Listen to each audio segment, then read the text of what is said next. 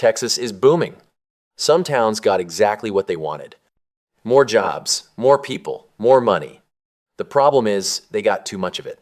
In the last decade, Texas added more people than any other state in the country. Millions of Americans moved here chasing affordability, space, opportunity, a lower cost of living than the coasts. And for a while, the smaller towns around Austin and Dallas and San Antonio absorbed all of that without breaking. Then they started breaking. New Braunfels. In 2010, New Braunfels was still a relatively small Texas town. Today, its population has nearly doubled. For years, it is ranked among the fastest growing cities in America. Not Texas, America. In a single year, the population grew by over 12%. Think about what that actually means. That's 1 in every 8 people you see at the grocery store. They weren't here 12 months ago. The reason makes sense on paper. New Braunfels sits almost exactly halfway between Austin and San Antonio, 2 of the fastest growing metros in the country. Affordable land, scenic rivers, German hill country charm dating back to the settlers who founded the town in the 1840s. People started moving here, and then they kept coming. It also sits directly on I-35, the main artery between those 2 cities, which means every person driving between Austin and San Antonio passes through New Braunfels. And more of them started thinking, why keep driving? Why not just stay? The roads weren't ready, the schools weren't ready, the infrastructure wasn't ready. It's a work in progress, one city official admitted. We're definitely trying to keep up. Trying to keep up. In a city growing at 12% a year, what makes New Braunfels unusual is that it isn't being pulled by one city. It's being pushed by 2. Austin sprawling south, San Antonio sprawling north.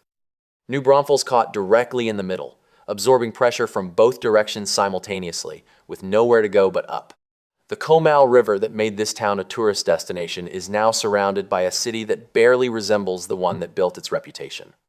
In 2025, New Braunfels added more total new residents than Austin did, a city a fraction of Austin's size, outgrowing Austin itself. Because the question isn't whether New Braunfels is growing. It is. The question is what survives when the growth is over. At some point, growth stops feeling like success and starts feeling like loss. Dripping Springs. About 25 miles west of Austin, there's a town that people kept calling the next Austin. They meant it as a compliment. It may not have been. Dripping Springs had everything Austin used to have. Small, scenic, affordable, close enough to the city but far enough to feel like somewhere else. During the pandemic, people started researching it online. They kept seeing the same name come up, and then they started moving there. In August 2024, the median home price was around $620,000. Back in 2019, it was still in the mid-400,000s. That's not appreciation. That's transformation. The people who bought here 5 years ago made a great investment. The people who work here now often can't afford to live here at all. But housing prices are only part of the story. The deeper problem in Dripping Springs is water. The Texas Hill Country sits on limestone terrain with limited aquifer capacity. When a small town starts planning for 11,000 new homes in its school district by 2034, the question isn't just where do people live, it's where does the water come from? It's a question that doesn't have a comfortable answer. The biggest concerns among residents are the depletion of natural water resources, traffic, and a lack of city infrastructure.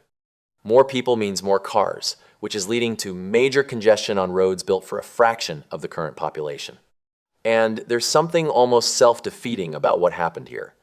The people who moved to Dripping Springs were, in many cases, fleeing what Austin had become. Too expensive, too crowded, too fast. They came here looking for the version of Austin that used to exist. And in doing so, they started turning Dripping Springs into exactly that. The landscape that made it worth moving to is the same landscape that can't support what it's becoming. The tension doesn't have an easy resolution. And the people arriving in 2025 will inherit the consequences of decisions made in 2020. The next Austin isn't a compliment anymore. It's a warning. Fredericksburg. Fredericksburg was always special. Founded by German immigrants in 1846, it kept its character for nearly 180 years. The old architecture, the food, the sense of place. It was never exactly undiscovered. People always came here. But at some point, the volume changed. Today, the region has over 100 wineries and draws more than 3 million visitors a year. It now ranks second in wine tourism revenue in the entire country, behind only Napa Valley. Read that again. A small town in the Texas Hill Country, second only to Napa Valley.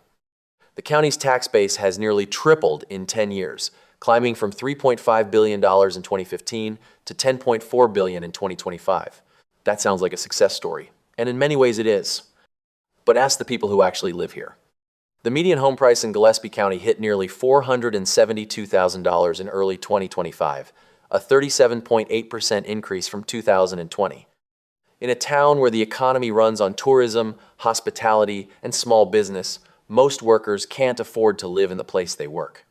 The city manager called Fredericksburg a crown jewel. Luxury hotel brands have taken notice. A Waldorf Astoria is now planned for the area. High-end hospitality groups are converting what used to be residential properties into boutique hotels and short-term rentals, which removes homes from the local market and replaces them with rooms for people who will be gone by Sunday.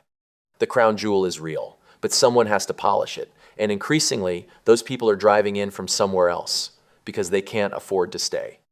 About 60% of arrests in Fredericksburg are now alcohol-related, a direct consequence of 3 million annual visitors in a town of 11,000 residents. On a busy weekend, the visitors outnumber the locals. The town belongs, in those moments, to everyone except the people who built it. Fredericksburg didn't fail. It succeeded, completely and entirely. And that's exactly the problem. Georgetown. Georgetown was supposed to be the answer, not the next Austin. The alternative to Austin. Quieter, more affordable, a place where you could still buy a house without competing against 30 other offers. The problem is that about 100,000 other people had exactly the same idea. Georgetown was designated the fastest growing city in the nation for cities with a population over 20,000 by the U.S. Census Bureau. Not once, 2 years in a row. Between 2020 and 2025, the population grew by nearly 67%, from around 68,000 to over 114,000 people. Part of this is Austin spillover. Young families priced out of Austin, remote workers looking for more space, people who wanted a yard and a good school district without paying Austin prices. Georgetown was the answer, until it started to become the problem. But Georgetown also has something else entirely: Sun City, one of the largest age-restricted retirement communities in the country. Over 15,000 retirees in a single development, drawn by the Texas climate, the golf courses, the amenities. Del Webb built an entire world here for people 55 and older. And it worked in the sense that people kept arriving. The result is a city caught between two very different futures. One built around young families, one built around retirees. Both groups moved here looking for something quieter. Both groups, by arriving in such numbers, made it louder. And the original Georgetown, the historic town square, the Victorian architecture, the sense of a place that predated all of this, is getting harder to find under the weight of what replaced it. Home prices peaked at nearly $488,000 in 2022. The growth that made Georgetown attractive also made it expensive, which made it less attractive to the people the growth was supposed to serve. Georgetown grew fast enough to make national headlines. It just didn't grow into anything anyone quite planned for. WIMBERLEY. WIMBERLEY is different from the other towns on this list. It didn't grow because a highway ran through it. It didn't grow because of corporate relocation or retirement communities or Austin spillover. It grew because people found it and then told other people, and then those people told other people.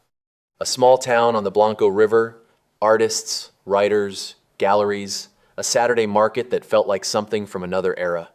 A place that felt genuinely apart from the rest of Texas, and because of that, a place people wanted to hold on to. That reputation spread. Travel publications started writing about it. Then social media found it. Then the short-term rental platforms turned every spare property into an investment opportunity, because a charming hill country town within reach of Austin is exactly the kind of place people want to rent for a long weekend. The median home price in WIMBERLEY hit nearly $947,000 in late 2025, up 15% in a single year. The area median income falls about $61,000 short of what's needed to afford a typical home there. The artist who defined WIMBERLEY can't afford WIMBERLEY.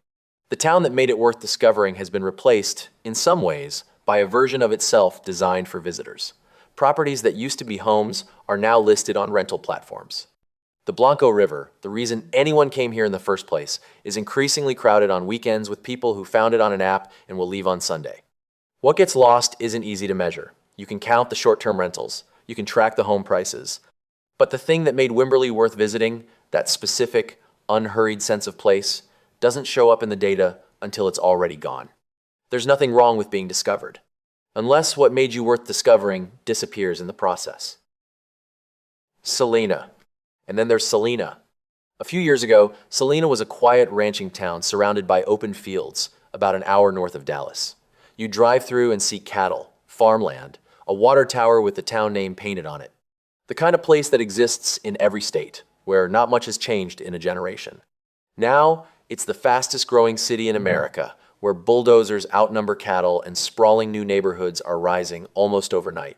The population has surged from 6,000 residents in 2010 to more than 64,000 in 2025. Between 2024 and 2025 alone, CELINA grew by 24.6%, meaning roughly 1 in 4 people in the city today did not live there a year prior. 1 in 4. In pure numbers, CELINA added more residents than Seattle and Houston, cities 12 and 37 times its size. The families moving here will tell you exactly why. Affordable homes, good schools, space to breathe, and enough distance from Dallas to feel like you've actually left. Those things are real. And for many people, CELINA is genuinely working. But the city is also racing to build the infrastructure that all those families expect. Roads, utilities, schools, and parks, fast enough to keep pace with arrivals who are already there. People driving around will say, "No, we're not ready. The traffic is terrible," one local agent said. But the city is growing as fast as it can. By 2034, projections suggest CELINA could have over 300,000 residents. A city that had 6,000 people 15 years ago, becoming the size of a mid-sized American metro in the span of a single generation. For 2 years running, the fastest growing city in the wealthiest country on earth is a place most Americans couldn't find on a map. CELINA became everything people say they want: affordable, spacious, safe, and close enough to a major city. The question is whether it can stay that way, or whether success, again, becomes the thing that undoes it. From the hill country to the suburbs of Dallas, the same story is playing out across Texas. A town gets discovered, people arrive, housing prices climb, the infrastructure struggles to keep up. The thing that made the place worth moving to, the quiet, the space, the character, the affordability, starts to erode under the weight of everyone who came looking for it. It's not a story about Texas failing. Texas is booming. The numbers make that clear. It's a story about what happens when success arrives faster than a place can absorb it. Growth came, and it brought everything people wanted and everything they didn't.